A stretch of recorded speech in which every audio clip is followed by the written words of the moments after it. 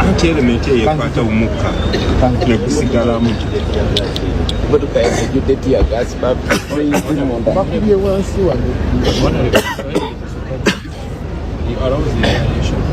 soko kirize empewo element ekwata omukka nekusigalamu soko sumulule osooke ejjire emotoka esooke naye ekendeeze ebasuprinze mu motoka munda basudde wansi negwatukira wansi.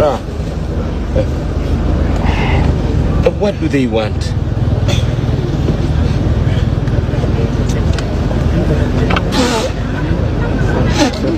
I don't know why today you are blocking me from entering the hotel. What do you want to do to me? You are failing to. I've been moving with you, and you had good coordination with my car. The problem, you want me to listen to you, don't listen to me. And you are sure that I've been moving with you.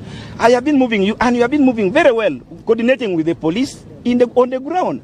And then you agree on the venue. But here you are afraid to agree with the police on the ground. I have never agreed with you where I sleep. It is my right. But you agree with the police. Even me, you have never agreed with me. Yes. I agreed with you. But you agreed with the territory police. With who? This is where I'm going to sleep. And you eventually go there. Sir, I book my hotel. And I go there. And that...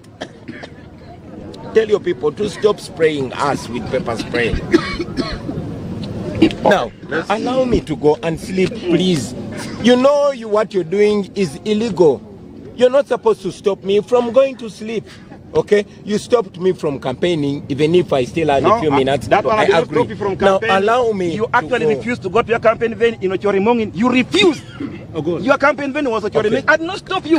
You only left Ochorimongin. You came in the middle of the town. I was telling you, go to your campaign venue in Ochorimongin. Not in the middle of town. Don't use me that I denied you to go to campaign. You are in Katakwi. Campaigning is supposed to be Ochorimongin, not in the middle of town. Is that refusing you to go and campaign? It is 10. It is Electoral Commission not supposed to campaign in Katakwi. In Ochorimongin.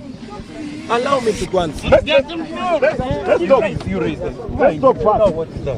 Soko sumulule osooke ejjire emotoka dewo alimu kubyabaddewo akawungezi k'olunaku olw'eggulo Robert Kyagulanyi sinema yabadde lunaku lw'ejjo yabadde alina okuba Kapere Byong Kuumi n'Amuria naye yakubyeko ndoza Kapere Byong ne Kuumi Katakwi Kuumi yakubye Katakwi yabadde Katakwi bikuzi Kuumi yamukuba luli Katakwi kati obudde we bwagenze actually baali bakyalinawo ku budde so now along the way police never blockinga time neggwerako mu kateera nga police bablockinze kakati ndoza time netukanga tebakyasobola kukola campaigning nga basobola okugenda usually kyetutera okulaba okubanga siri mu kampu yaabwe nekyetutera okulaba atera okusula mu district gyasembye okuba mu campaign oba olumu n'avuga n'agenda mu bibuga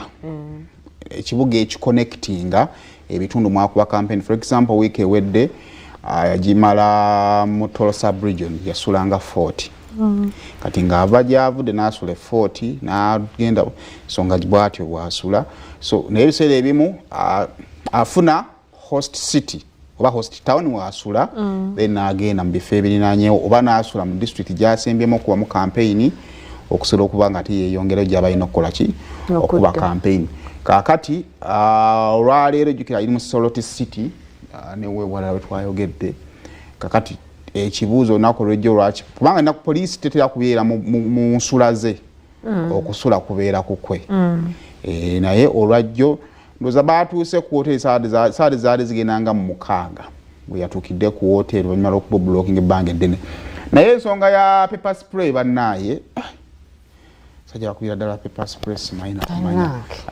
ate naffe abamu oli mwatukubyemu pepper spray bannange olunaku olw'eggulo